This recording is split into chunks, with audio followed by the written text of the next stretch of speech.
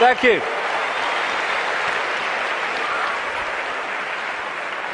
I've changed my smelly shirt for, I think, a very appropriate colour for this last section, actually.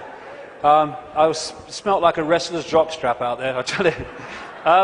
Okay, so where now? Well, this section is about the control system coming down. Because we're in a period where a dramatic shift in human awareness and human consciousness is in the process of taking shape. Some people call it the shift, sometimes I call it the vibrational quickening, but what I've been calling it for 20 years, because I came across this in the very earliest days after I met that psychic, that first psychic, I called it the truth vibrations. The first book I ever wrote after that awakening started, because it's ongoing, was called Truth Vibrations, or the Truth Vibrations. Because I came across this awareness. There seemed no evidence at the time, my goodness, that there was a vibrational change in the process of coming. I understand it more now, mine, and we'll get into it, but I had no idea then. And what it was going to do was act like a spiritual alarm clock, and it was going to wake people up. It was going to wake people up from this slumber, this coma that we've been in for so long. And also, my goodness me, as this truth proved to be true 20 years on, that it was going to bring to the surface all that had remained hidden. That the truth was not only coming out, it couldn't be stopped from coming out because this vibrational change was bringing it to the surface. Like I say, 20 years ago, awakening, new consciousness, what? Truth coming out? Oh, you must be joking. 20 years on, my goodness, look at it.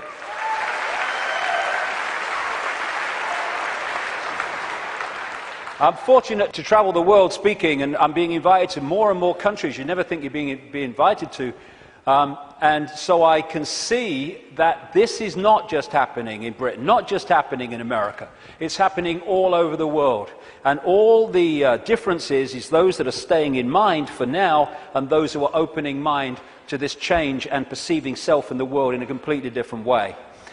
So I've been saying through the day, there's a base vibrational construct, the base vibration of this virtual reality coming out of the black holes, which triggers, as it goes through its cycle, which appears in the play-out world as like a time loop, it triggers different information coming from the suns. And we decode that information, and as it changes, so the information changes, and so therefore the epoch changes, the yuga changes. And we're now at this cusp where we're going from one epoch, one vibrational information epoch, into another one. And this new one is dramatically more expansive, dramatically more enlightened in the level of awareness that we are going to have access to. And the control system, which is a manifestation of this epoch, cannot survive this epoch, and that's why it's doomed. And we're now in the cusp of that change from one kind of world experience into another one. It's just another stage on the circuit of experience. And so, while for a few years yet, it's not going to seem like the control system's going down, because it's going to be throwing everything at us, because it's going to be desperate, there is no way that our children, young people, and grandchildren are going to live out their lives, as appears to be the case now, in an Orwellian, fascist, global state. No way.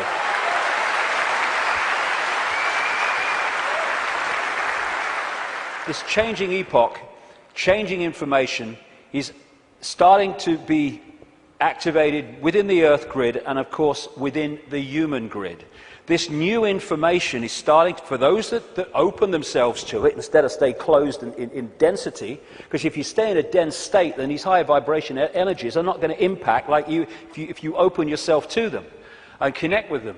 But those that are awakening, this new photon information, this more expanded perception, we're starting to integrate it, and we're starting to get insights from it, because it contains information that hasn't been around in this period we've been through. Now it is, and suddenly it's like, oh, I see it now. Oh, I get it now. Why didn't I get it before? Because you're now decoding a totally different level of information that's becoming available, and it's encouraging us, it's pressing us, it's urging us to open to all that is and change the way we perceive the world.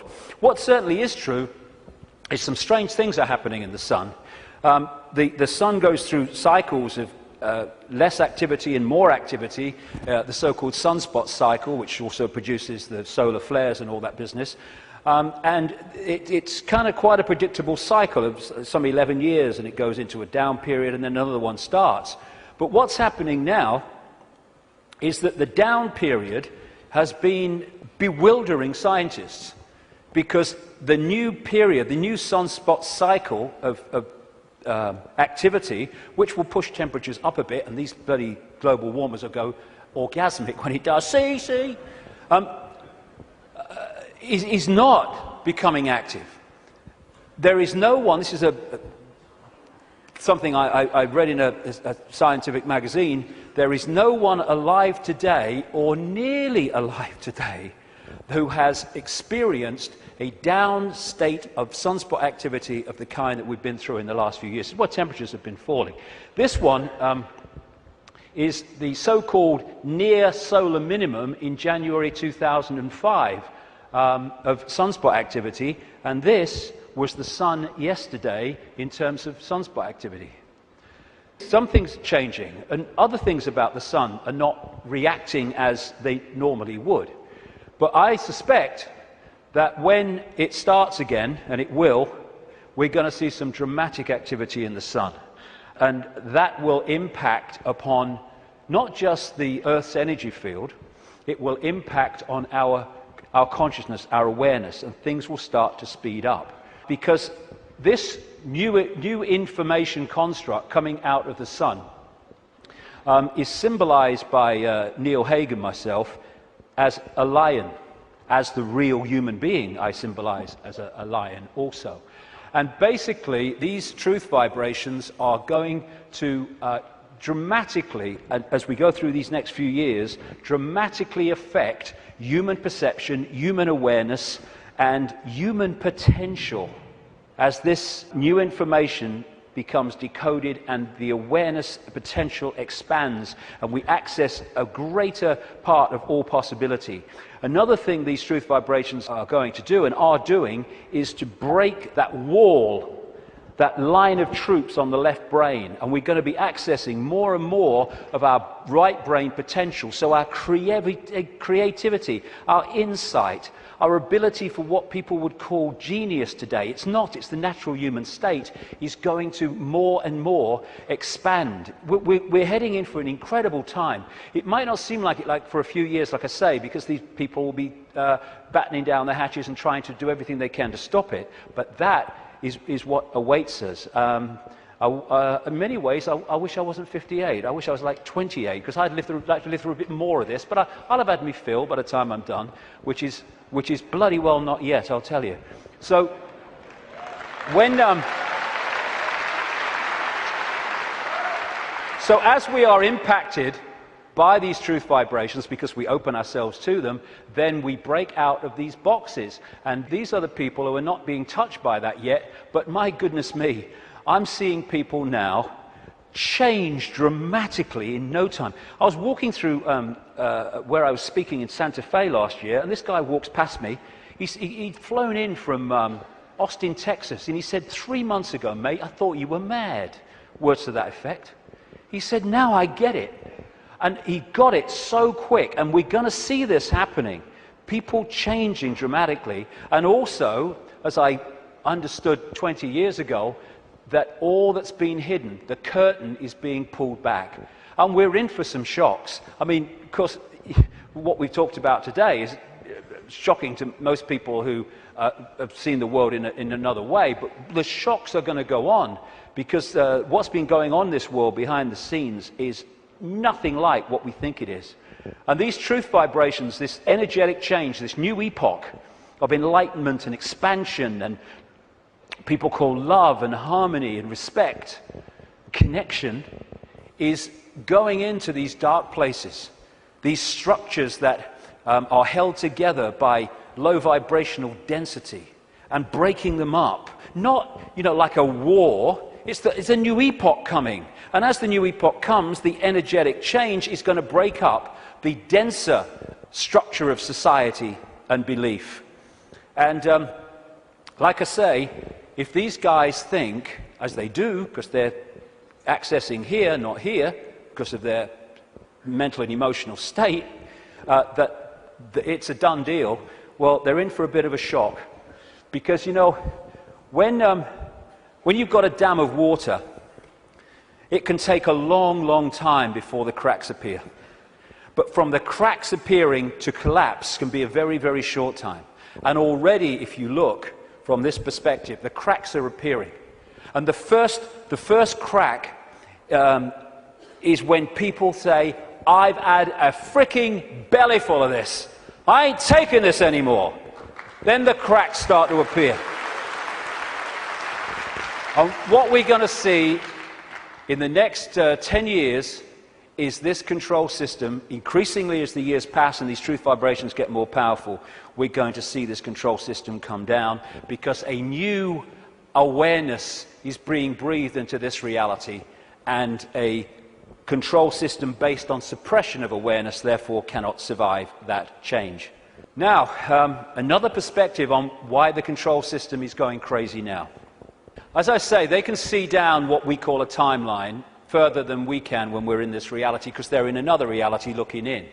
So they could see, they don't know the scale of it because they can't get out here, where it's being orchestrated from, and they couldn't get here. But they can get a feeling, and they have had an awareness that this energetic change was coming, and how it could potentially affect the slaves in terms of waking them up.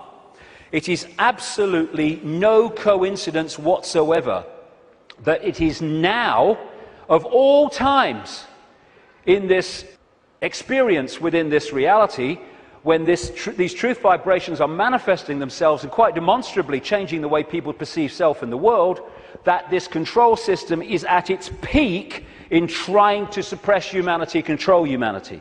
It's absolutely in sync, because this moon matrix can only influence human perception if humans stay within its vibrational frequency, within its hack. The truth vibrations are taking us out of that frequency range, and therefore it's losing its influence on awakening people by the day, as we start to perceive and see and become aware of things that we weren't before when we were connected to the hack. And all these things, destabilizing us chemically through food and drink, rewiring the body genetically through genetically modified food, what they're doing to the kids, the drugs, mobile phones, and all this microwave soup that we now live in, microchips especially, they're all designed to externally suppress or internally suppress, in terms of food, etc., the human body computer, to stop it accessing these truth vibrations. It seems to be, on the face of it, that they're trying to grab more and more control. The truth is, it is a desperate, desperate attempt to hold on to the control they've had thus far. That's what it's about. It's battening down the hatches to stop the control system coming down. In part because it has many expressions, including creating earthquakes and dramatic extremes of weather. This technology known as HAARP in Alaska, and it's now got other organizations connected to it and technology connected to it increasingly around the world, it bounces radio waves off the ionosphere, the highest part of the atmosphere, and back to Earth. And what it is in major part is a underpinning, a supporting role to this moon matrix to create a low vibrational atmosphere in the lower atmosphere where we live in and operate in like this. Again, it's targeting this morphic field, as the Satanists call it, and some others do too, to keep it in a low vibrational state. It's fighting the truth vibrations. They know what they're doing, on one level anyway. And one of the other things that HAARP can do, and it's in the patents of the technology, it can send out radio waves carrying information, thoughts, on the wavelength of human brain waves, and it can impose those thoughts on the brain, which we then manifest through as our own thinking. That's also part of this, and it's also part of this defense mechanism against this epoch change. And if they change and affect this energy field we live in, we will be affected by it if we stay in density and closed mind state. I'm absolutely convinced, have been for years, that part of the creation of this like sub-reality underpinning, supporting the moon matrix, which was okay up to this point, didn't need anything else. But now this energetic change is taking place. They're bringing the troops in, if you like, to underpin it. And I'm convinced that part of the chemtrails, which kind of pollute our skies and stuff and contain metals and barium and aluminium and all this stuff, is part of creating this sub-reality. What the truth vibrations are doing is healing this schism. It's part of what it's doing. And the schism has been this distortion in the metaphysical universe, the waveform information construct, has been playing out into the holographic play-out world for, well, what would you call it? Eons, for as long as we can remember. And it has manifested itself out as conflict and fractured personalities and all the rest of it. This is being healed all the time as these truth vibrations impact themselves and we move into this new epoch. And those that are tuning into it, it's healing these divisions. And when this changes, this must change. And the control system is a play-out holographic expression of the schism. So when the schism heals, as it's going to, this distortion, its outward holographic expression, the control system, must fall. That's why it's doomed. It cannot survive this energetic change because it is a manifestation of the distortion that is now being healed. The pieces are being put back in that have been taken out. A totally new era is in the process of moving into human experience, and this control system, it's doomed, and all its expressions are doomed. Not doomed like, let's have a mass bloody murder, mass killing, all the rest of it. Doomed in this reality because they're connected to something that's disappearing. There'll still be infinite consciousness, even those in the control system. They'll remember who they are eventually. It might take some time, and we'll be having a beer with them one day thinking, do you remember when you were stupid? Oh, yeah, I remember that. Oh, God, mate, yeah. Oh, that's what we'll be doing at some point. So this epoch change is moving from a sense of division, left brain, where it sees everything as apart from everything else, sees everything in terms of structure and apartness. We're moving from that perception as this energetic construct changes to a perception of what comes from expanded consciousness and awareness, which is we're all one. We're all expressions of the same one consciousness, which again makes racism ridiculous, ludicrous, insane, the height of ignorance. And as the schism, the distortion is healed, so other expressions of the distortion will become what we call history. The police state, the energetic wars, once we're really in to this expanded awareness, the very idea of going to war. We have laws because of the distortion, because of the epoch we've been going through. We don't need laws in the state of awareness that we're going into, and our children and grandchildren will go even more into. You don't need to say we have a law against murder when murdering someone would never even enter your psyche. You don't need environmental protection laws when harming the planet because you know the planet and you are one anyway would never occur to you. You don't need these things. Laws are there to suppress overwhelmingly, but also expressions of laws are to try to mitigate for the distortion that manifests itself in distorted behavior. The idea of anyone going hungry in a world of plenty in the epoch we're entering. We never even conceive it. You mean they used to let people starve? That's this mentality that we're moving out of. And we're at the cusp now of this change, which is a very interesting place to be. We're going back to that. We're going back to being connected to what we really are. And of course, 2012 is much talked about and will be more talked about as we get closer to it. I have a different view on that. You know, I should be saying, given I've been writing about these truth vibrations for 20 years, I should be saying, see, 2012 told you, yeah. No, I'm not saying that, actually. I think 2012 is a diversion. By 2012, yes, things will have moved on. Things will be changing. Amazing things will be taking place. There'll be big challenges, and there'll also be big, wonderful things starting to manifest by 2012 compared with now. But there'll be more so in 2013, more so in 2014, more so in 2015. This is an ongoing process as we move through the cusp out of one era, epoch, energetically, information, into another one. And so by the time it reaches where it's the natural state and the old epoch has gone altogether, you know, it's going to be down the road. But every year, every month, things are going to be moving on energetically. And there'll be things in 2012, and maybe a very good chance that manufactured things will happen in 2012 to focus attention as part of the diversion of the control system. It's quite possible that that will happen. But I don't see 2012 as some epoch-changing year. But there comes a point, and I don't think it's too far away at all, where the tipping point comes in this energetic change, where the irresistible force, which is the truth vibrations, then start to become the dominating state of awareness and perception in this reality. And then we're really moving. And I don't see that as too far away. Like I say, it takes a long time for a dam to crack, but not from then to it collapsing.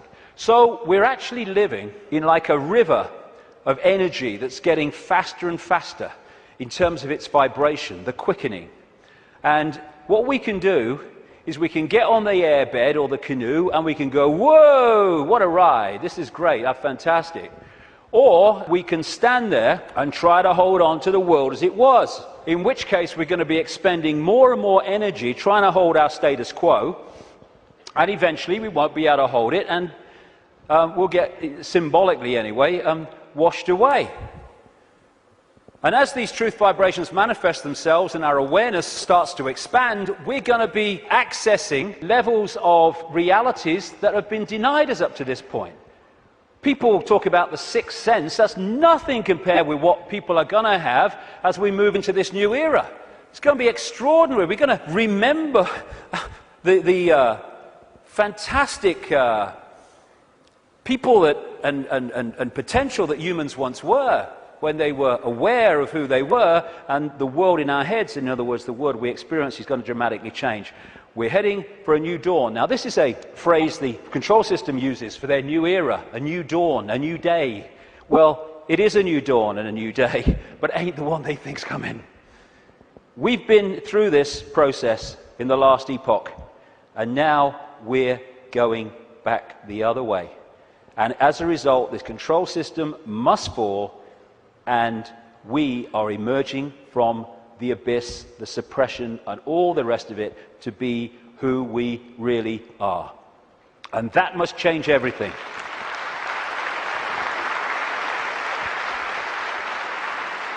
Einstein said, you cannot solve problems with the same level of consciousness that created them.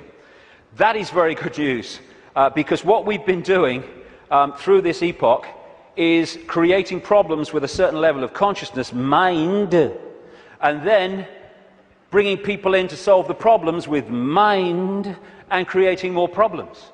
Now we're in this change where we're expanding consciousness, expanding awareness, and suddenly that cycle of problem and more problem, and it's unsolvable, there's no way out of this. Suddenly it's a piece of cake. Look, it's so simple.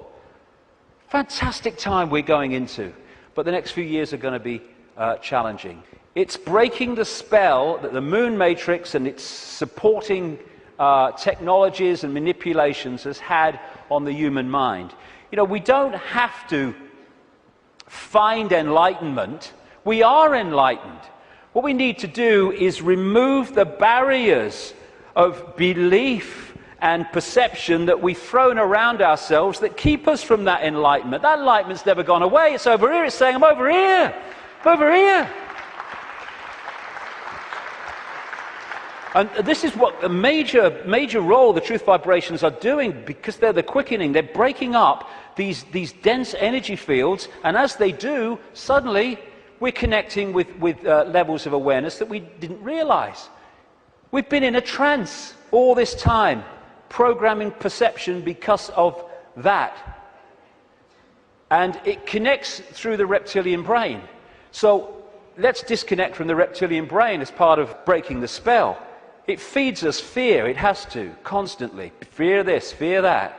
Insecurity, anxiety. That's what it's doing to manipulate our perception and hold us in a low vibrational state, therefore the moon matrix. So one of the ways that we can, just on a daily basis, is disconnect from the lizard brain, and therefore what it's connecting us to is to, simple thing, don't count to 10, count to 50. And if you're still wound up and about to hit somebody, count another 50. Because what the reptilian brain does is it doesn't think, it reacts. That's why it's so fast. It doesn't have to think, it just reacts. Now, the other parts of the brain, like the neocortex, they think things through, so it takes longer than the reptilian brain. This is why we react to something, reptilian brain, and then maybe a minute later, 2 minutes later, maybe half an hour later, the visual cortex has thought this through, and we go, oh my God, I overreacted, didn't I? Did I really say that? Oh my God. That's what, it's the reaction system, reaction.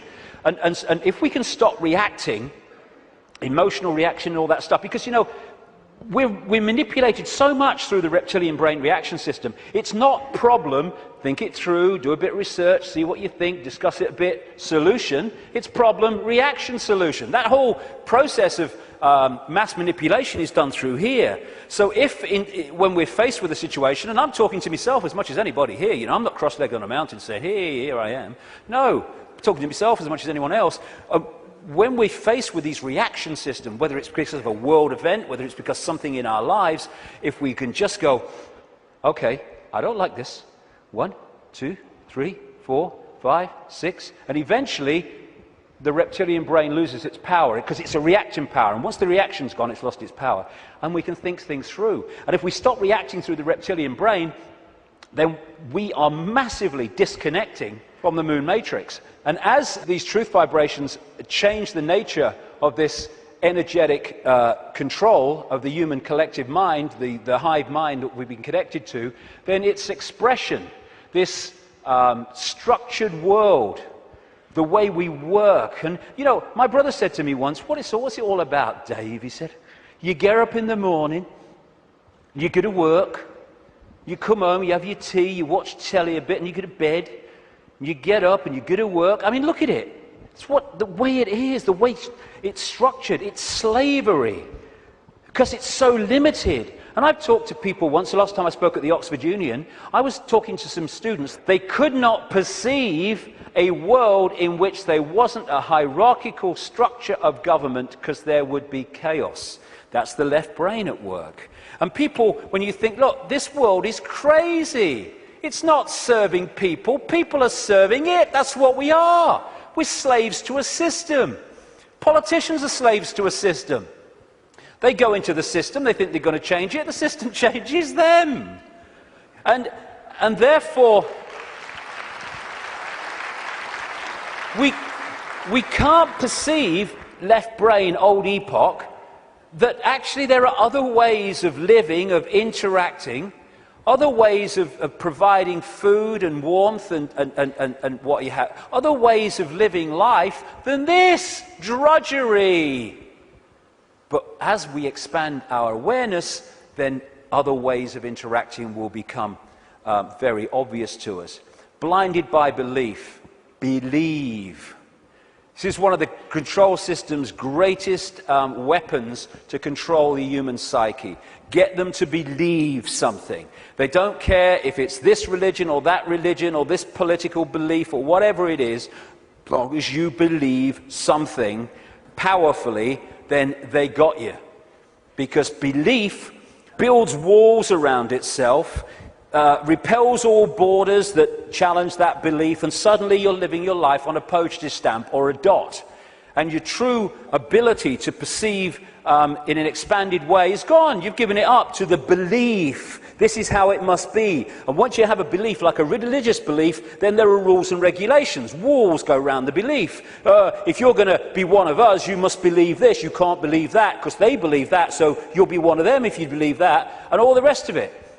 Here we go. We're all possibility. What are we doing having rigid beliefs when we're all possibility? Religion is mind. And there are many expressions of religion, not just going to church. There are many religions of the mind of various kinds that don't appear to be, but they are addictions of the mind. It's mind. You must believe this. There is one possibility. What's that saying? There is one possibility. That's how mind thinks. Consciousness, there is one possibility. You're having a laugh, darling. So religion, as we know it, is not going to survive this epoch change either, because it's an expression of the last one.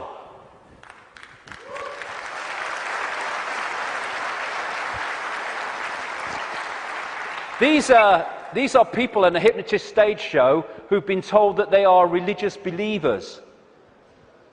There's so many religious believers who are like that. There's so many prisons of the mind, religious belief, racial belief. I'm in a different spacesuit to you, so I'm better than you are.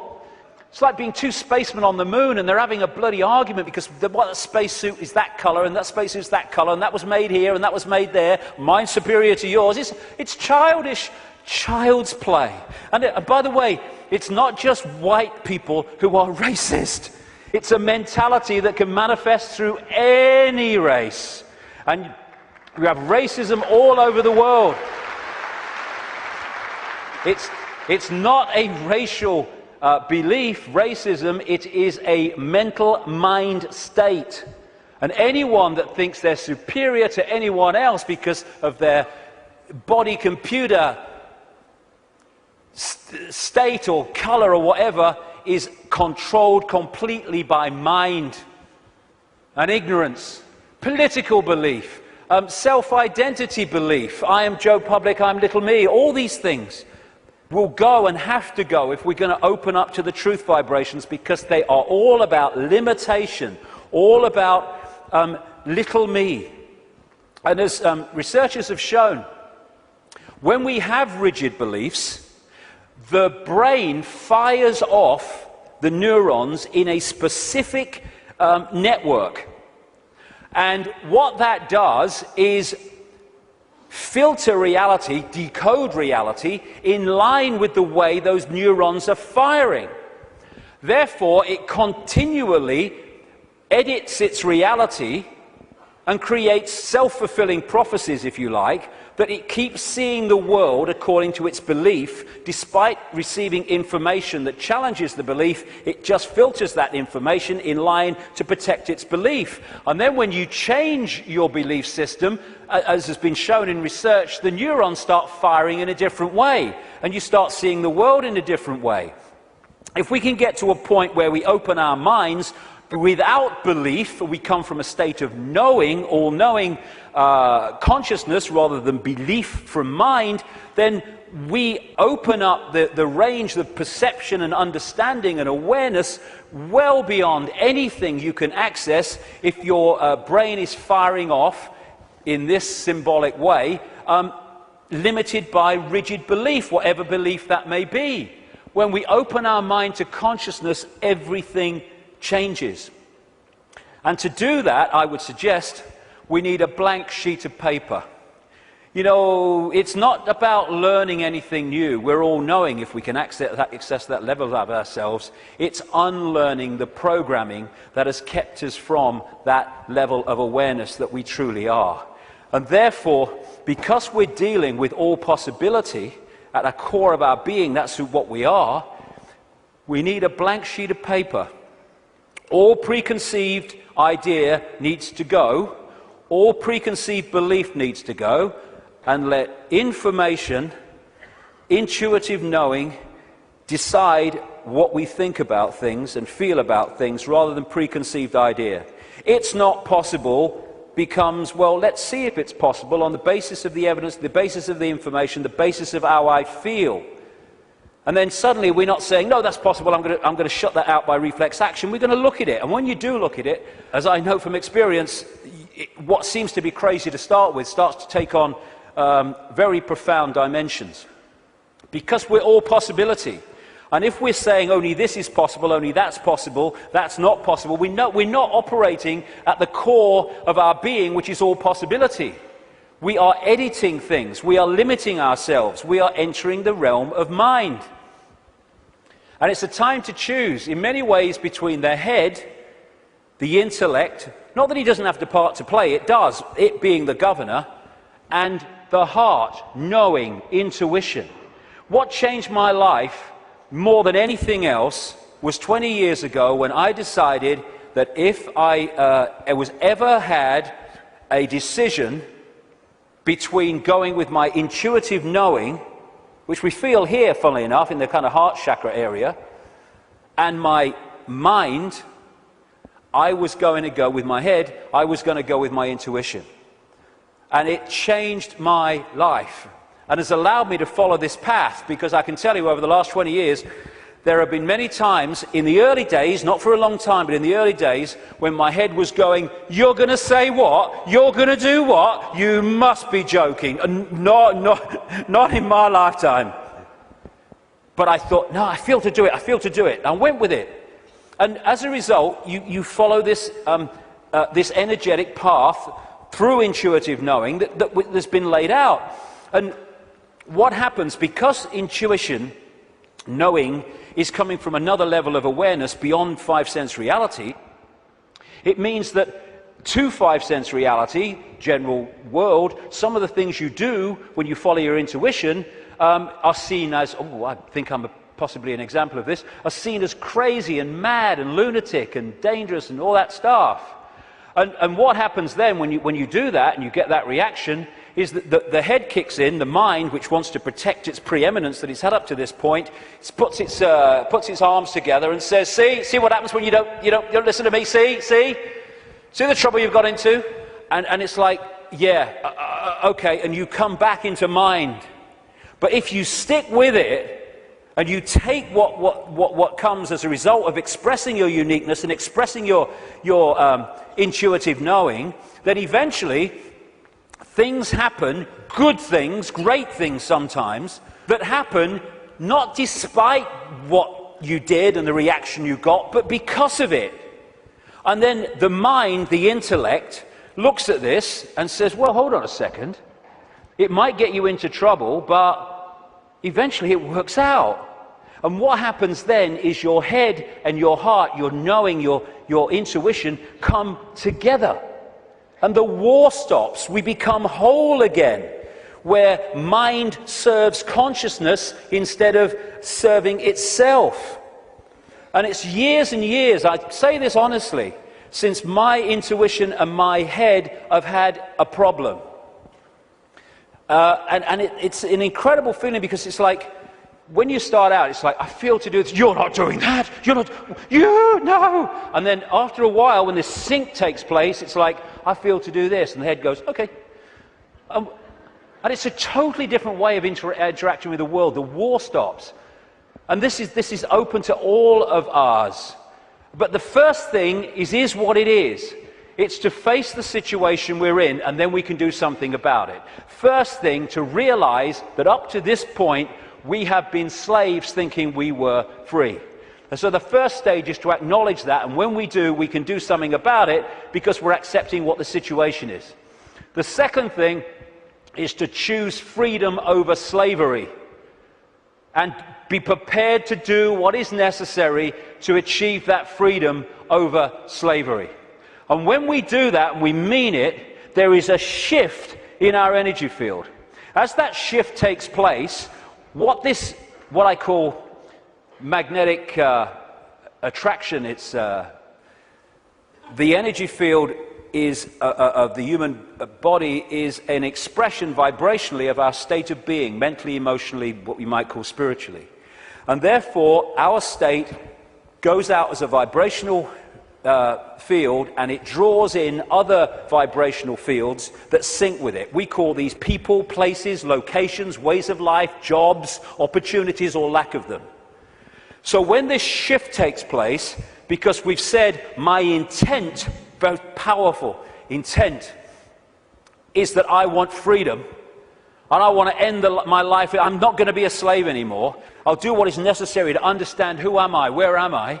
Suddenly this energy field shift takes place, and we start drawing in new people, places, locations, opportunities, etc., that are syncing with the new vibrational state as opposed to the old one. And at this point, and I experienced this big time in the public eye, we experience this shift as our lives falling apart. Partnerships may end. We may lose our job. We may change location. We may, like me, undergo massive ridicule. But what if we understand what's happening? The old energy field, the old you, the old intent, the old awareness was pulling in the old life. And then when it shifts, it's pulling in a very different expression of the new vibrational self. And that transitional period, when the shift takes place, the old life falls apart. But if you want to change your life, then the old life has to fall apart unless it serves the new one. So when we choose freedom, the transformation can be challenging. It's easier now because more and more people are going through it and we're beginning to understand the process. I felt like this so many times. I went to the top of a hill in the south of England, the west of England, one day because I didn't want to upset anybody. I went to the top of this hill in the middle of nowhere, and I screamed my frustration out. I know what this image means, and so many other people do. But it was the old life breaking down so the new one can take over. It's time to know thyself. Not thyself that we've been told we are, but thyself which we really are. This self, everything from the beginning, my birth, my ancestors, my children, my wife, everything comes together simultaneously. I saw everything about me, about everyone who was around me. I saw everything they were thinking now, what they thought then, what was happening before, what was happening now. There is no time, there is no sequence of events, no such thing as limitation of distance, of period of time, of place. I could be anywhere I wanted to simultaneously. That's who we are. And that's what the control system has tried to keep from us.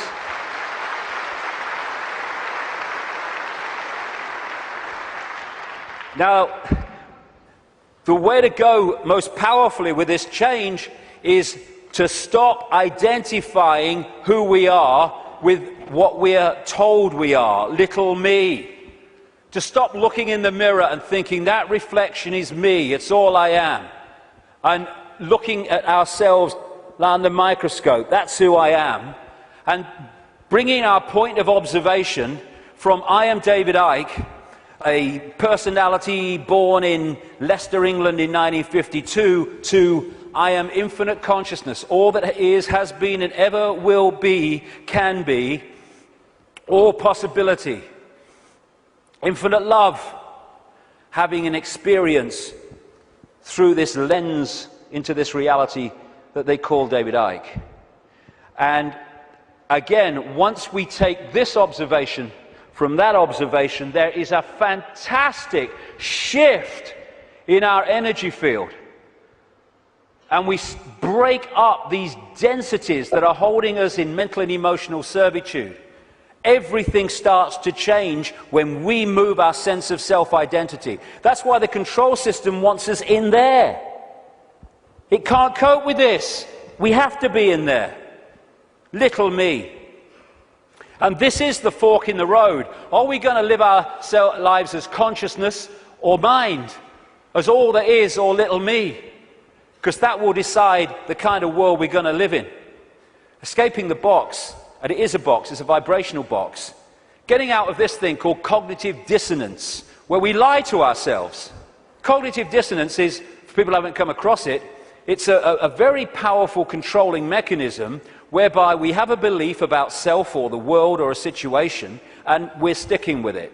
And when we face information or experience which challenges the belief, then cognitive dissonance is that uneasy state when you see that your belief system is under threat from this information or this experience. If this is real, then this belief can't be. And what you do then is you go about these incredible stories we tell to ourselves to convince ourselves that this can't be true, to protect the belief system.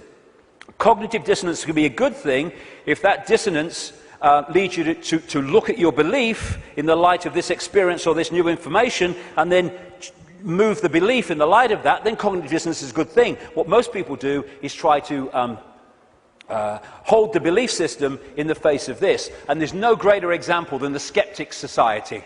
You ever come across them, the Skeptics Society? Bloody hell, they are cognitive dissonance .com, they are. I tell you.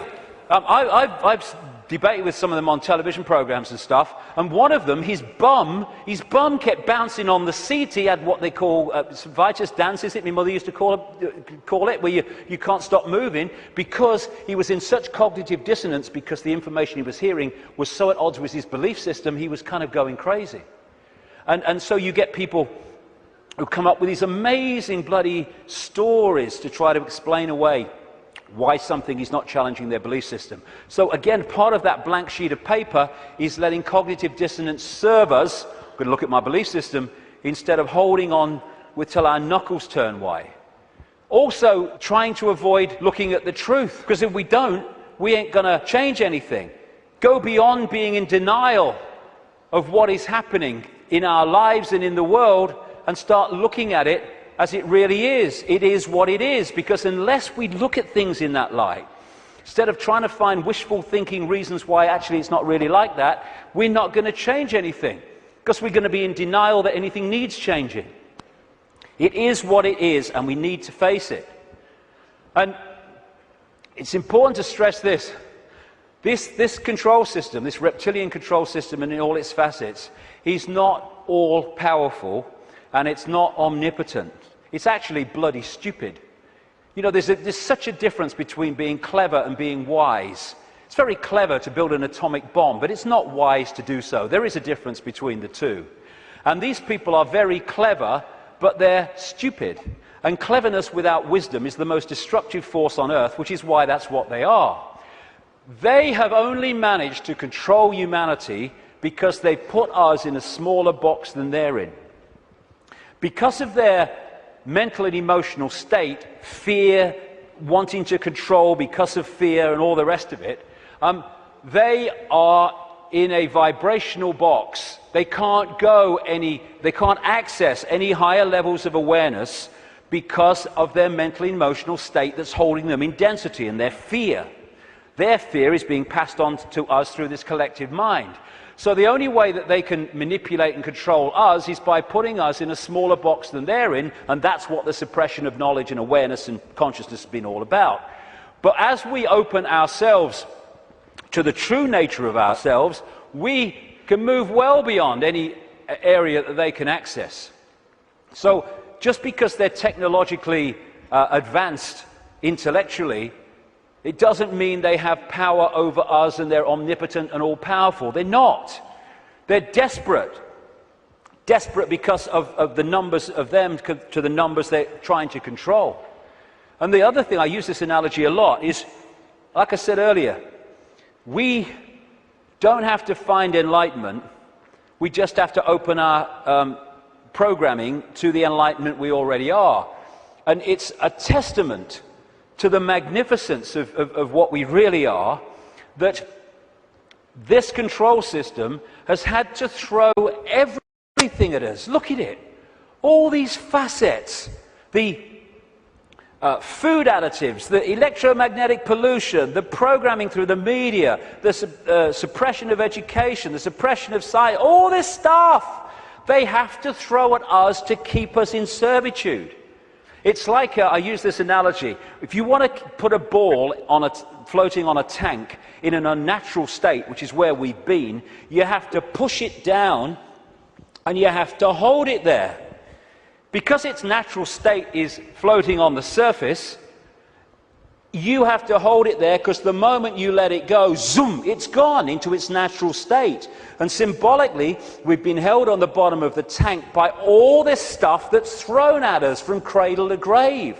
And the fact that it needs so much to hold us in this suppressed state shows the magnificence and a genius that we really are, we once were, and will be again. When I say we, I mean what we call humanity. So as the control system's ability to do that is unraveled, and this is happening, then we're going to go to the top of the tank again, not by finding enlightenment, but by removing that which is keeping us from it. Be afraid, big monsters coming. This is the big area that they control us with, and we need to let go. They're feeding of this fear. Like I say, 1.5 billion people in China controlled by a handful because of fear of challenging the handful. No more fear. I mean, this is such a symbolic picture. Here's all these bloody sheep, and here's 2 shepherds, and there's a guy at the back. Now, those sheep, symbolic of humanity, can only be controlled in this way because they acquiesce to the shepherds, and the sheepdog symbolizing fear. What if this group of sheep, instead of going ba, ba, ba, ba, and if they want, oh, ruff, ruff, oh, fear, oh, following the one in front, the control system, the shepherd, yeah, oh, he's got the power, he's got a stick, aye. What if those sheep said, oh, look, I'm not following him anymore, and hey, Rover, woof, bloody woof, on your bike, you're not frightening me, okay? I'm over here. I'm going down here. I like that. There's some grass down here. Suddenly, this herd, flock, whatever you want to call it, is scattered because it's expressing its uniqueness and it is not fearing the consequences. These people, apparently all powerful, have no bloody power. None. They'd never find most of them. They might catch them. And that's what humanity's like. We have the numbers. And yet, because we acquiesce through fear of challenging the control system, even though we have the numbers, the handful of people control the many. We have the power. We've chosen not to use it. It's about bloody time we did.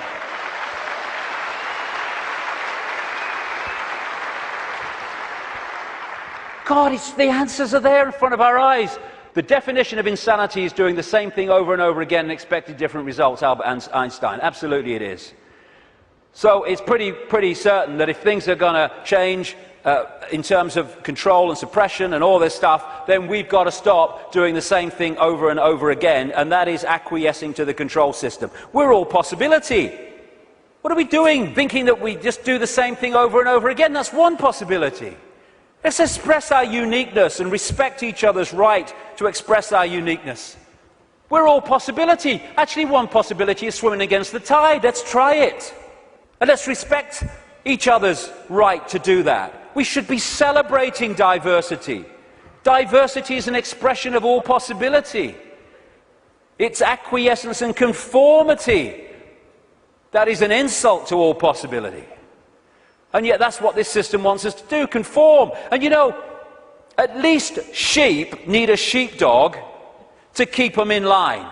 Humans have out-sheeped the sheep because we keep each other in line. We don't need the sheepdog.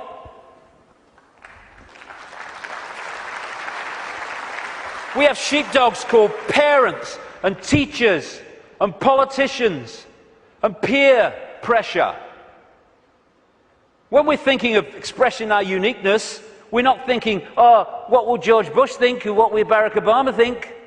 No. We're thinking, what will my mother think? What will my father think? What will the neighbours think? What will my mates think? What will the people at work think? In other words, what will other people who have chosen to live in this sheep pen think of me getting out of it? It's like sitting in a cell and you find a way out through the door, and instead of another prison warder coming along to stop you getting out, the other prisoners jump on you. That's what we do. If we are going to be what we really can be, and we're going to respect our right to be different, we have to respect others' right to be different as well. Because when we respect other people's right to be different and express their uniqueness, then we're setting them free and we're helping to set society free. We are policing each other all the time through ridicule, through condemnation. We need to start being at peace with other people having different views and expressing different lifestyles than we do, even if we don't like it.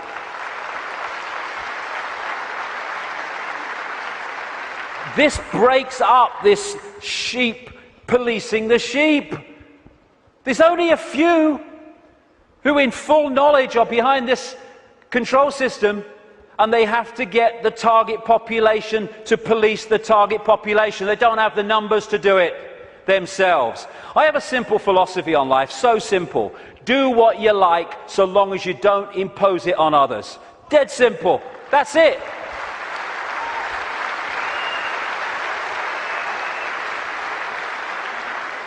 And I've heard people say to me, that would be anarchy. What about people murdering each other? Well, I think that murder could just about constitute imposing your will on another person.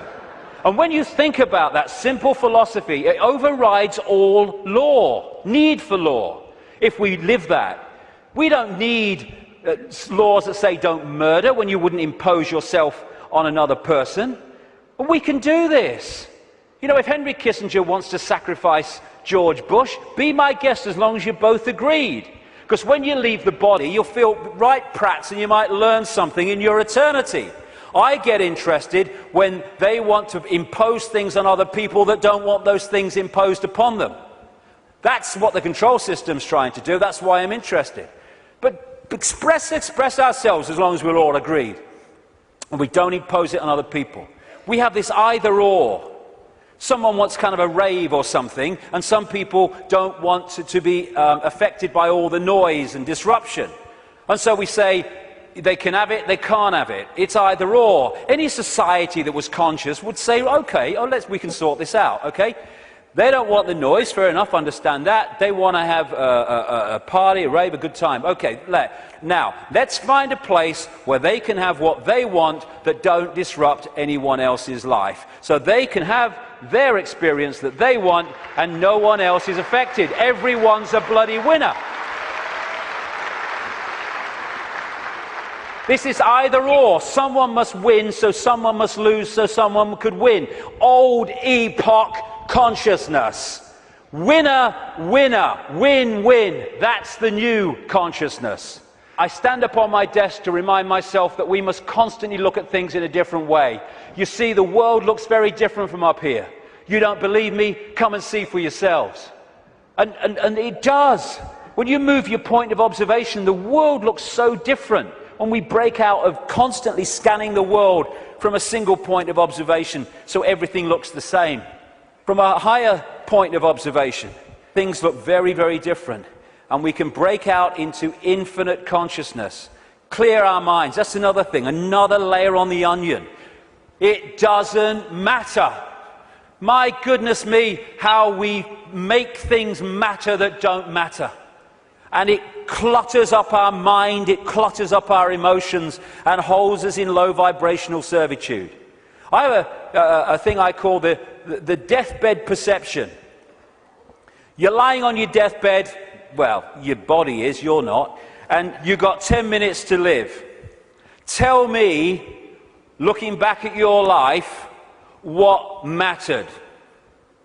You know, in 2004, when that guy cut you up at the lights, and you got out your car and you screamed abuse, and he got out and wanted a fight, does that matter now?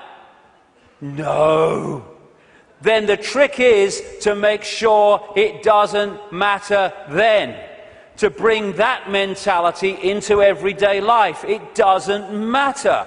We get het up, angry, frustrated. We worry about things. People worry about going to the dentist, then they go to the dentist and they go, oh, that was all right. What do you mean it was all right? You've been worried sick for 3 weeks. It's destroyed your life for 3 weeks. You tell me it's all right. It was no problem. It's bringing this. It does. What really matters? What really matters is loving each other, caring for each other, being kind to each other. What matters is expressing our true magnitude of infinite genius, not acquiescing to meaningless things that we take so bloody seriously. How many things do we look back that God has really het up, frustrated and angry, and we look back, it didn't really matter, did it? Well, don't let it matter then. That's the thing. And then there's what I've long called combing the mirror. Combing the mirror is a crazy thing, because what happens is you want to change your hair, so you comb the mirror. Funnily enough, your hair doesn't change. What you have to do is comb your hair, and then the mirror reflects it. And this so-called out there world is like the mirror. It's not even out there. It's a projection of in here. If we're going to change this apparently out there world, we have to change in here. It's like if this is a movie screen, and I don't like the movie, so I'm going to stand here and I'm going to hurl abuse at the movie screen. Nothing's going to change. I've got to go back to the projector and I've got to change the reel, and then this will change, because this is just an outplaying of that. And the Illuminati control system is delighted, indeed encourages us to believe that we can change the world, if you like, and our lives out there. They want us to comb the mirror because they know nothing's going to change. This is where things change, and we connect with this at what we call the subconscious mind. And it's in the subconscious mind that we interact with this waveform construct. The conscious mind experiences the play-out holographic world, the decoded world. So this is where we have to change things. Because by the time it hits this screen, this holographic decoded world, it's like the movie on the screen. It's a done deal. You ain't got to change that now. You ain't got to change this now. We have to change it before we decode it into experienced holographic reality. There are some people I've been reading, they say 98% of human decisions are made by the subconscious mind, the unconscious mind. I would go further. I'd say 100% of human decisions are made by the unconscious mind. What the conscious mind does is experience them. But the conscious mind can interact and work as one with the unconscious mind if it starts to understand the way reality works. How do we understand what's going on in the unconscious mind, so therefore we can play a part in changing that? By what I call the language of life. The play-out holographic world of experience is a mirror of the information construct, in other words, our unconscious mind in many senses. And the way it plays out, the language of life, as I call it, tells us what's going on in the unconscious. And therefore, we can play a part together, unconscious and the whole of self, in changing and clearing out what is happening in the unconscious, which is playing out in the experienced conscious holographic world. For instance, do things keep recurring in our lives over and over and over again? You'll never guess it's only happened again. Well, why is that happening to you over and over again and not happening to him at all? What is it within you that's manifesting this? What is it telling you? What is the language of life telling you by what you're now continually experiencing? Why don't things work in your life, but they work in this person's life? What is that telling you? What is it about you that's making it not work? What is it about them that's making it work? The language of life. And you can start to read this, and it's about taking responsibility and saying, oh God, I'm so unlucky, nothing ever happens to me. It's like taking responsibility, power. Why is this happening to me? What is it about me that means this is happening to me and not to them? It's the language of life. He's talking to us. For instance, one of the things that totally bloody controls human experience is a desire for outcomes. We're all possibility. If we live as all possibility, our true self, then we're flowing. We're flowing with life. We haven't got an outcome because we're all possibility. We flow where we want to go, and we flow where life takes us. Once you have an outcome, I want this, then you have pinned yourself to one possibility. And if that possibility doesn't happen, then you're in a state of disappointment. Even though you're all possibility and you can flow anywhere you like. I'm this what I want to be. And it's like a door. And people go through life and they're going, bang, bang. I want to be this. This is my outcome. Bang. And the door's going and life's going, ain't opening. Ain't opening. Bang, bang. Frustration. Anger. Why me? And it gets more, okay, now we're going to put this across the door. And they still go, bang, bang. This is my outcome.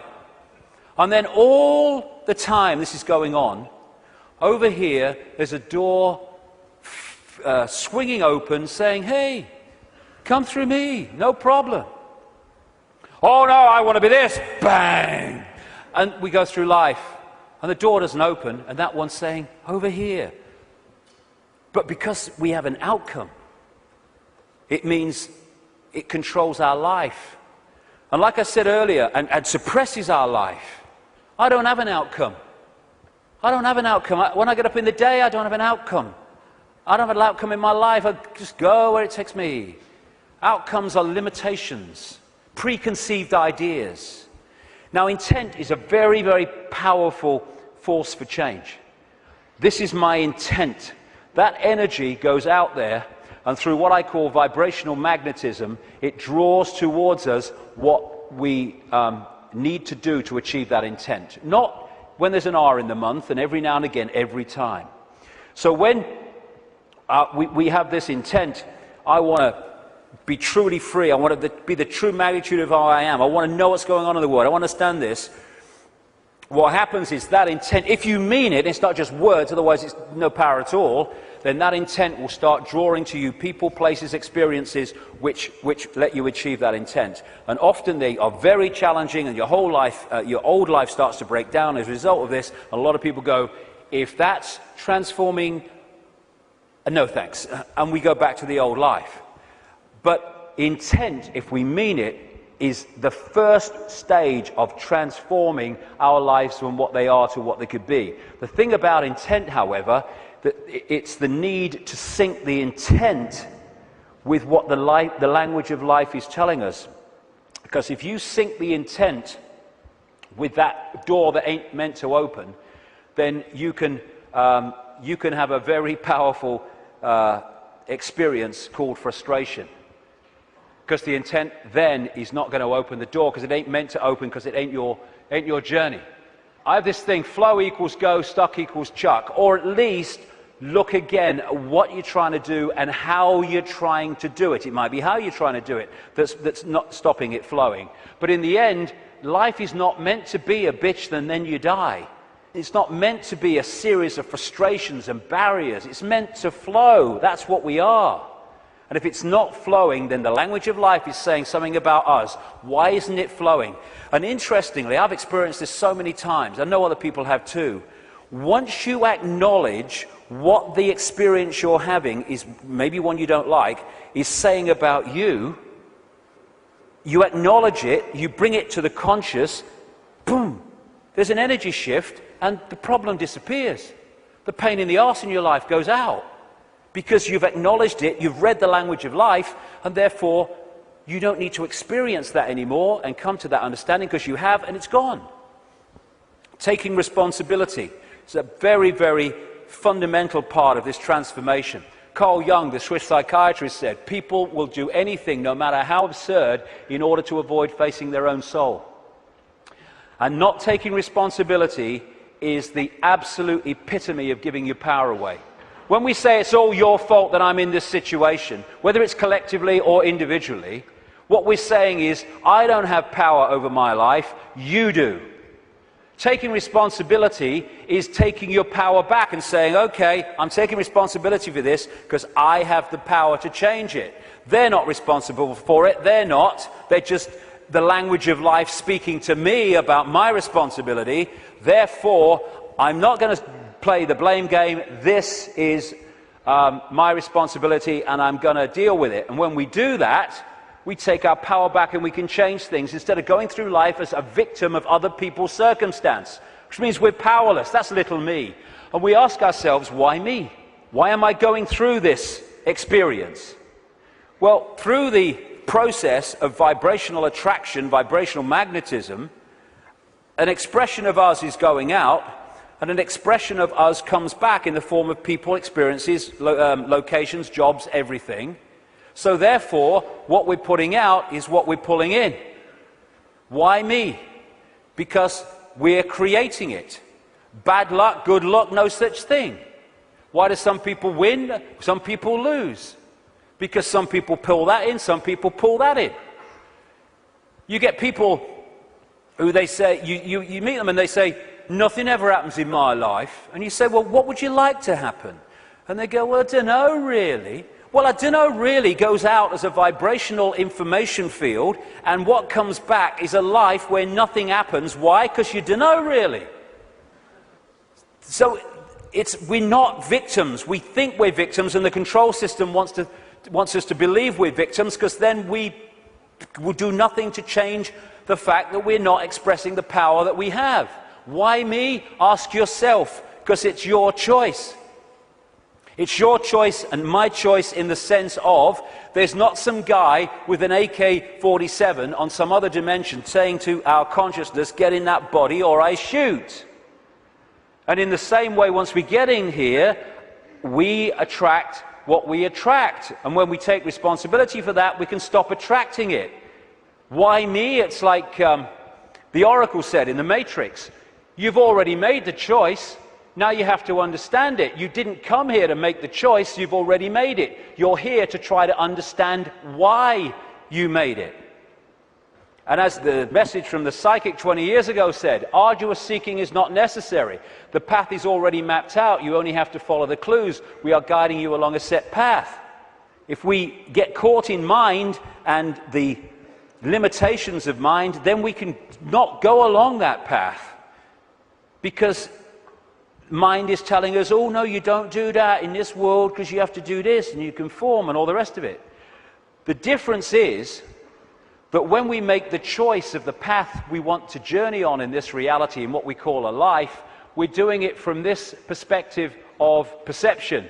When we're trying to understand why we made it, we're doing it from this level of perception. So this sees it on one level, and this is going, I'd agreed to this, you must be having a laugh. Never. Well, this is seeing it in a different light.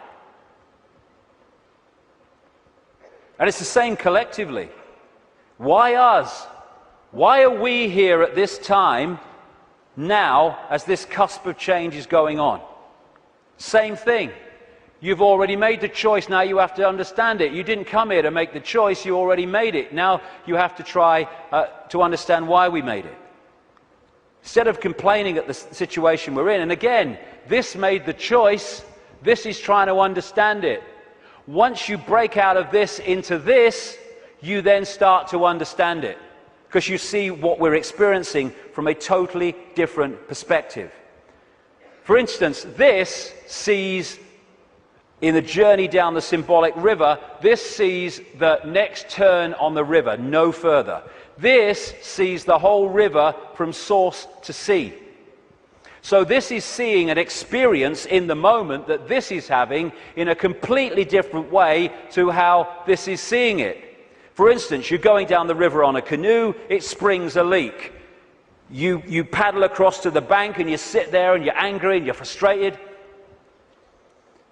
Why me? Why am I so unlucky? And then some guy comes across and says, hey mate, you were so bloody lucky. There's a bloody waterfall around that next turn. And we can even override that through intuition. When we intuitively access this, we intuitively know, no, I'm going to stop for the day here. I'm not going to go any further today. And this might be saying, oh, we can go further. I'm not going any further. And so many things we can be protected from by following our intuition. Why are we here collectively? We're here to break the spell. We're here to break the spell on the human collective mind. What a great thing. What a great thing to play a part in. To break this spell and to stop this human experience becoming this.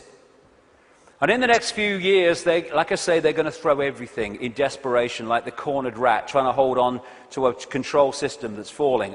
This is where we're going to need to have this perspective of I am consciousness, I'm having an experience, because that will make it so much easier as we go through this transformation and challenge, because if we're in this world and of it, those people are going to find the next few years very, very difficult.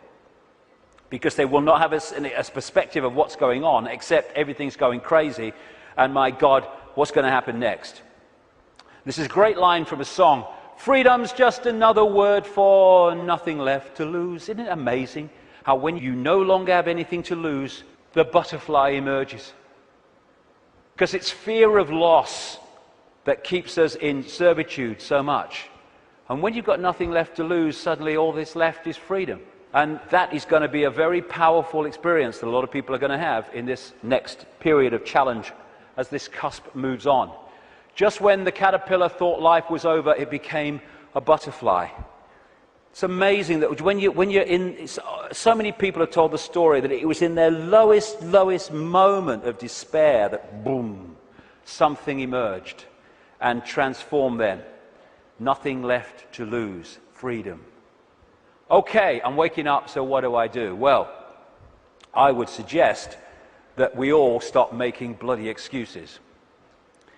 You know, we can all come to the conclusion that there's this control system and it's doing this, and what about the children, and what about the grandchildren, what's going on? And then the list of excuses why we actually can't do something today.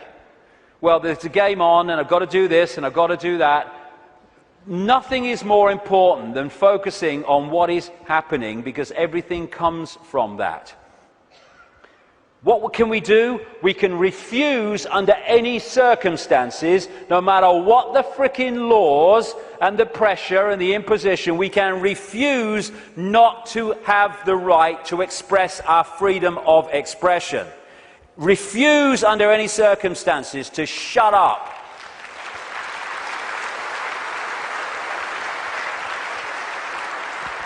If vast numbers of people did that, this is the key to it all, what are they going to do? They don't have the numbers.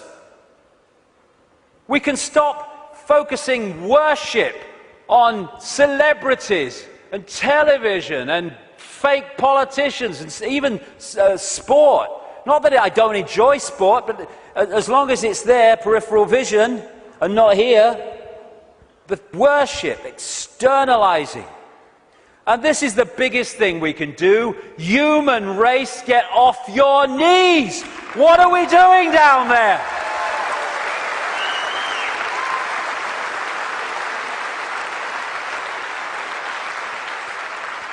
What are you doing? You're all that here's as it been and ever can be. What have your bloody knees for? Well, I'm only little me. No! If we get off our knees, the control system's over. Martin Luther King said, a man can't ride your back unless it's bent. And then there's the people in dark suits and uniforms. Hey, you got children and grandchildren and families as well. What are you doing serving a control system that wishes to impose a fascist state on your families?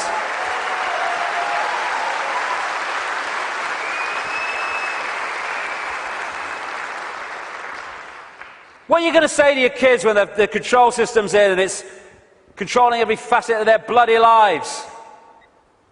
Daddy, Mummy, Granddad, Grandma, what were you doing when the control system came in? I was helping to do it, dear. All the best with that conversation. What are we doing? Playing a part in, oh, it's me job. Well, get a bloody another one then. We're going to do this to our children because it's my job. What can we do? We can cease to serve the control system in uniform with a gun in our hands. We can do that.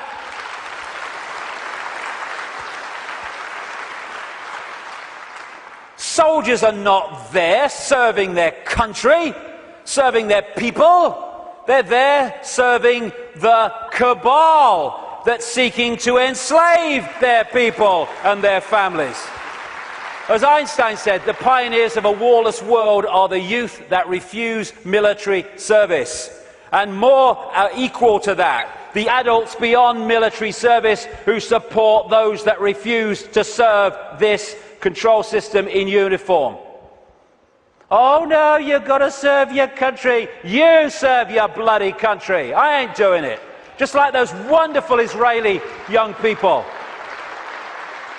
Know thyself. When you know thyself, when you know you are consciousness, the consciousness is going to get a machine gun and start shooting at aspects of itself. Mind does that. Mind fights. Consciousness doesn't even contemplate it. And that doesn't include just people in uniform. It means fighting for freedom. What's all that about? Let's fight for freedom. Let's have a riot in Athens and let's kill 3 people from the banking system. Hey, the world's a better place now. What you fight, you become. We don't want to fight this system. We need to cease to cooperate with it. This is a meeting of mind. One mind on a horse, one mind with something in its hand, trying to do damage. Oh, they're 2 sides. They're one mind without consciousness. Freedom fighters, contradiction in terms. Cognitive dissonance. As Martin Luther King said, the limitation of riots, moral questions aside, is that they cannot win and their participants know it. Hence, rioting is not revolutionary but reactionary because it invites defeat. It involves an emotional catharsis, but it must be followed by a sense of futility. They want people to riot. It justifies more control. Nor do we need to meet this challenge with hate. That's playing away in the stadium we're trying to rid the world of. We don't need to hate these people. We just need to stop cooperating with them. Well, you know, if it's all the same with you, mate, I ain't doing it, okay? No hard feelings, bugger off. And then we've got this, the protest, the mass protest. I do understand that. It might have a part to play. But so many times these protests, they're what I call steam whistles. People go out in big protests with the banners and they kind of feel good about themselves and they go down the pub and say, at least we made our feelings felt. And then what happens? Bugger all. How many people marched in London against the invasion of Iraq, and what happened? Iraq was invaded. Protesting has such limitation. They don't care if we protest and walk through the streets and shout slogans and wave banners. They care if we come together, irrespective of colour, creed, gender, sexuality, any of it.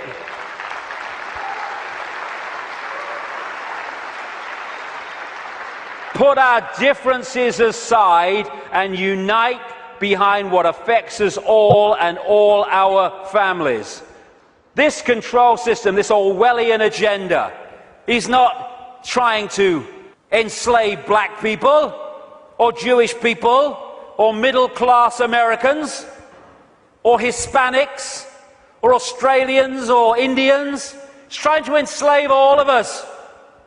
And what it wants to do is divide the target population against itself through these fake, ridiculous fault lines of race, religion, income bracket, so that we divide and rule the target population and they can pick us off one by one. They are terrified of us putting down those fake fault lines and coming together and uniting behind what we should all believe in: freedom for all, irrespective of who we are.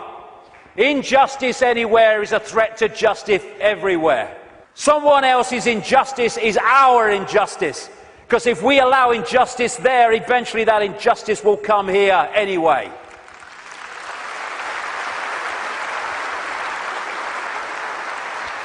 In the end, we will remember not the words of our enemies, but the silence of our friends. Silence is consent. Can you hear us now? Silence is consent. Because while we're silent on these impositions, the impositions just keep going on and on and on. By our silence, we are acquiescing, even agreeing to them being imposed. The end of silence, the end of acquiescence. If we want to be free, then don't run and hide. Because you can put your head in the sand and ignorance is bliss, but only for a while. You can put your head in the sand because there's a tornado coming. But the tornado's still coming, your bum's in the air. If you lift it out the sand, take responsibility and face it, you can take avoiding action. Ignorance is bliss with a head in the sand, and then, bang, your ass is spinning up in the clouds. Strength does not come from physical capacity, it comes from an indomitable will. Mahatma Gandhi. Isn't it amazing how true that is? How you can see soldiers in uniform involved in truly extraordinary levels of physical courage and what we call heroism. And yet those same people are terrified of saying boo to another guy in uniform who's got more stripes on his arm than he has. Isn't it amazing? Where physical strength can come so easily and moral strength not. That's to do with the moon matrix and the way that our perception is manipulated. Turkish proverb: a lion sleeps in the heart of every brave man, every brave woman. And it's not really bravery.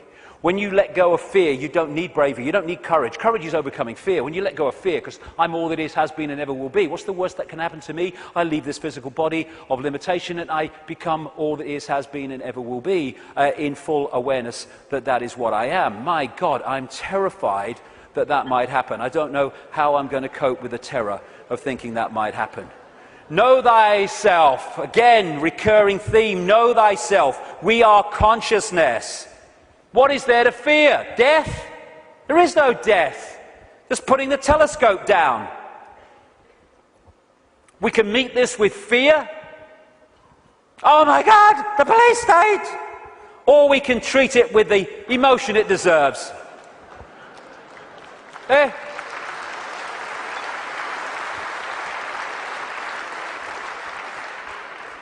What we have to do is comply. Compliance! That's what we have to do. Because if we don't comply, the control system's in desperate trouble.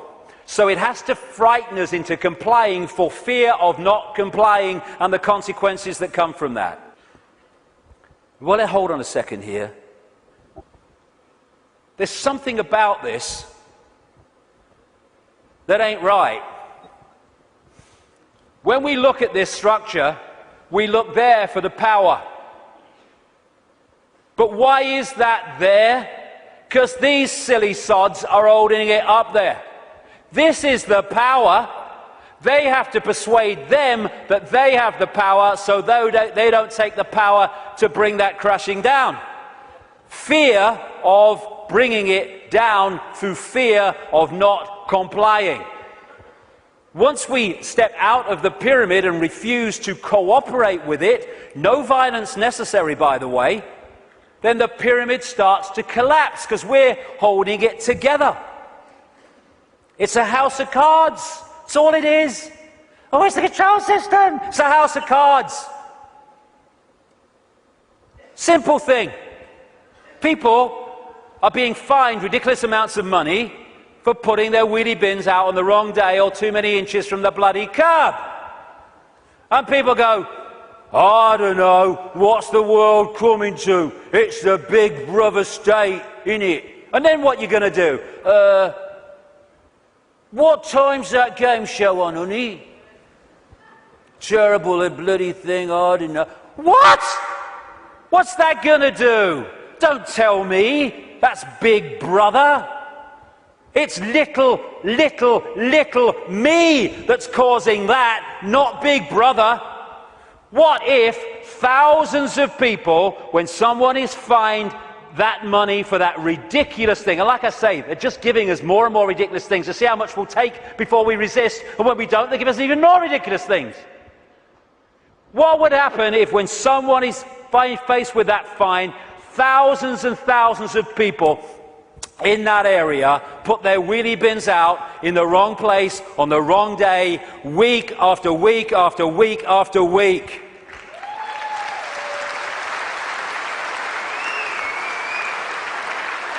The system couldn't cope. We have the numbers. And I see this, your vote is your voice, be heard. Bollocks it is. How can the vote be your voice when the people you're given the choice of voting for that have any chance of forming a government are standing on the same postage stamp of political policy and perception?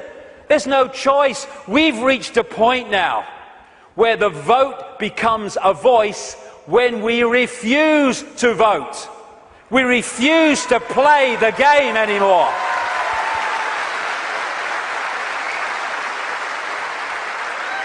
What would have happened at this recent election, this farce, if tens of millions of people had said, we've had a bellyful, we're not voting, it only encourages them?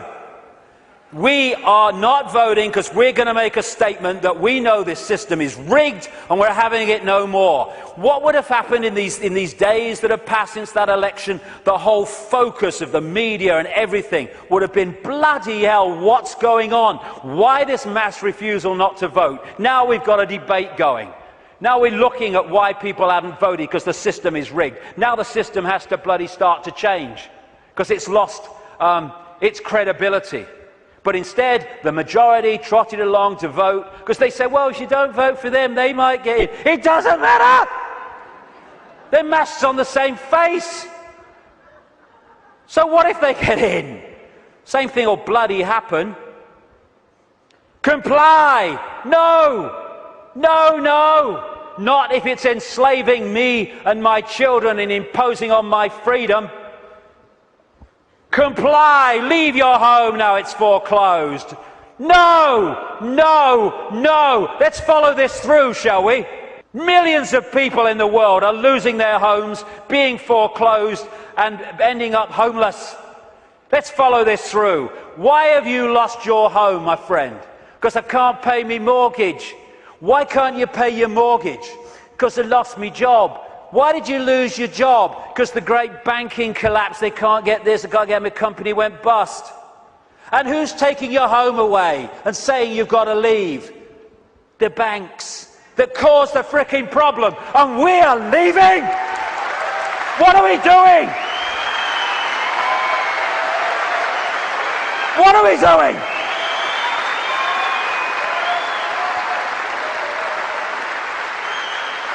No, we won't leave when the banks have caused the problem and now they're telling us to leave to take the assets. No, we won't. And people who are not being foreclosed need to support those that are.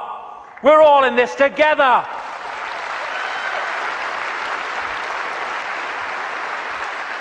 Compulsory vaccinations. No, no, no.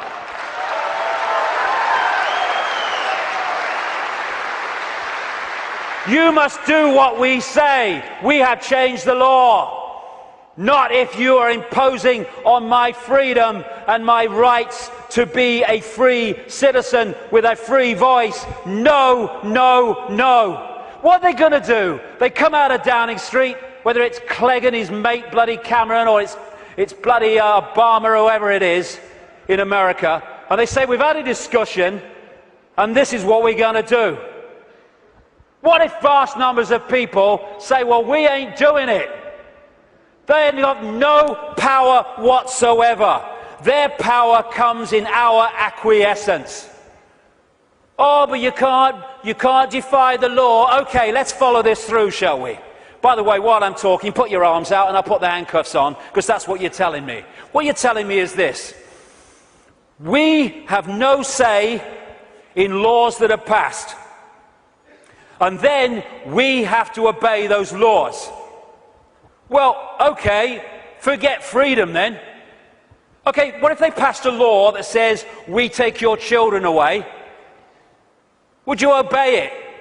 Well, no. So there is a line then. There is a line. It's just, where is that line?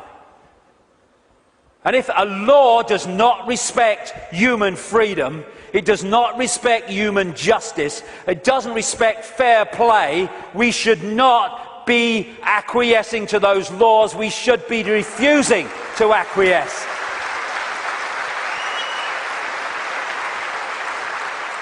What we need is not compliance, we need a non-compliance, where we beat to a different drum and we dance to a different drum, where we refuse to acquiesce to this control system that seeks to enslave us even more than it already has.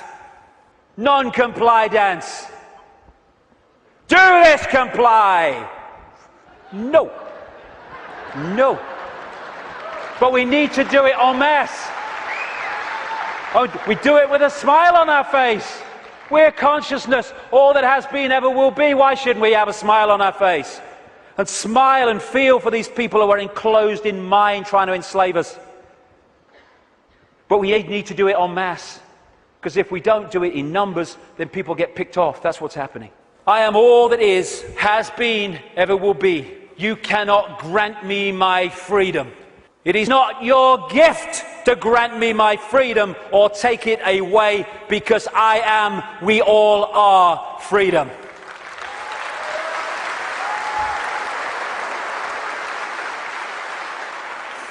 Put another way,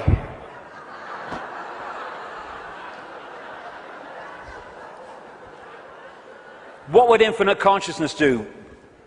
Move perspective, little me, all that is. What would infinite consciousness do in the situations that we face, as against what would mind do? If it's not right, don't do it. If it's not true, don't say it. Absolutely right. You know what would change the world overnight? Is if we as a human race started doing what we knew to be right and just in the circumstances that we face, instead of making those decisions as so many people do and have long done, on basis of what is right for me in this circumstance that I face. Okay, the just thing to do might not be in the moment the best thing to do, but it's the just and right thing to do. And if we started doing what we knew to be right when we're faced with these decisions, as opposed to what we perceive is right for us in the moment, although doing what is right for us in the eternity, then everything would change. If we want a world of peace, then be peaceful. It sounds trite, it sounds simple, but it's devastatingly profound. That's what we need to be with each other. You know, we have people going on anti-war marches who are hurling abuse at each other in their relationships and stuff like that. If we war with each other, then the collective version of that is warring collectively. If we want peace, let's be peaceful. If we want a world of kindness, then let's be kind. And it must come, for goodness sake. It must, if we're all kind to each other. We live in a kind world. Martin Luther King said, cowardice asks the question, is it safe? Expediency asks the question, is it politic? Vanity asks the question, is it popular? But conscience asks the question, is it right? There comes a time when one must take a position that is neither safe nor politic nor popular, but one must take it because it is right. And when enough of us take that stance, everything changes. The revolution is not a revolution of weapons, it's not a revolution of fighting. It's not a revolution of hatred, it's a revolution of perception, because everything changes. I am a lion then. I'm not the lamb I kept seeing in the mirror and the world kept telling me I was. And then that expresses itself out into the true nature of who we are. And miracles become possible. We're going into the epoch of what we perceive as miracles. It's just a greater understanding of the way everything works. And the system must fail when that happens. We're being offered, the truth vibrations are offering us in this time, the chance to open the key to our minds, the key to our hearts, which have long been closed by so many people. The key to the freedom on a level that we cannot comprehend, because until we expand our consciousness, we cannot be aware of the true nature of what freedom is. It's not even what we perceive in this world. Enough. Enough of this suppression. Enough of this slavery. Enough of this enslavement of the few by the many. As the poet Shelley said, rise like lions after slumber in unvanquishable number. Shake your chains to earth like dew, which in sleep had fallen on you. Ye are many, they are few. Enough! It's time to fly. It's time to fly. Thank you very much. Thank you. Thank you for coming. Thank you. Let's get on with it. Thank you. Thank you for coming. Thank you for coming. Thank you.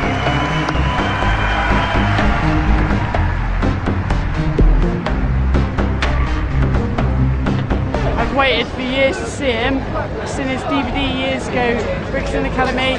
He's a legend. I think I love him. I've been to all David's events here. This is the best one ever. It's the most original and most passionate, and it really is the greatest. I've never seen David so charged up. I've never seen him so full of stamina, so full of energy, and so there's so much inspiration in what he's said here tonight. He doesn't pretend to be a guru or anything like that, and he admits himself he's struggling with the same, things that we are, and I think that's why he's fantastic to listen to. All of it struck a chord. It's probably the same as everybody that's been there. Everybody's aware that, I don't know, that there's something going on. Do you get what I mean? And it's was travelling 600 miles. It was worth, yeah, definitely. I think the freedom aspect obviously is a really important part of it, because and knowing and actually everyone coming together. But I mean, I've been following David Icke for a couple of years now, and just kind of opened me up. So what I thought stood out for me is that there was a lot of detail that David Icke gave that's not out in the public. It's not open knowledge. Some of his talk was a little controversial, I thought, but it was still on point of what he was saying. Everything seemed to lead up to one big crescendo at the end, which pointed every direction, no matter what field, race, color, creed you were from. It all pointed in one direction. So unification is the bottom line. I liked the way he ended it today. It was particularly good for me. He was much more, like you said earlier, he was much more animated today, much more kind of really like get up off your knees, do something, make decisions about things in your life, more ethical decisions. I think that was great. That's just cool for me. But it's great. David Icke, live him. The main thing is that we've all got to unite together and fight for freedom and democracy and justice, and fight against the big boys who are starting to rule the world. That we have to fight the New World Order, the Rothschilds, and all the people who try to dominate us in the name of evil. We've got to stick together and fight for our freedom and our democracy. Stop all that we treasure. We watch it disappear for your moment's pleasure.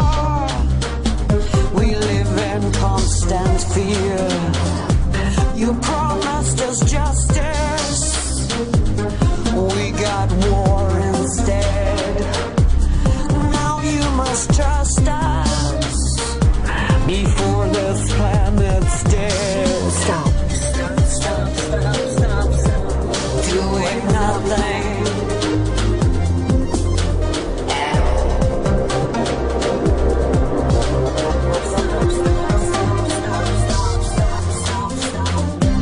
This world is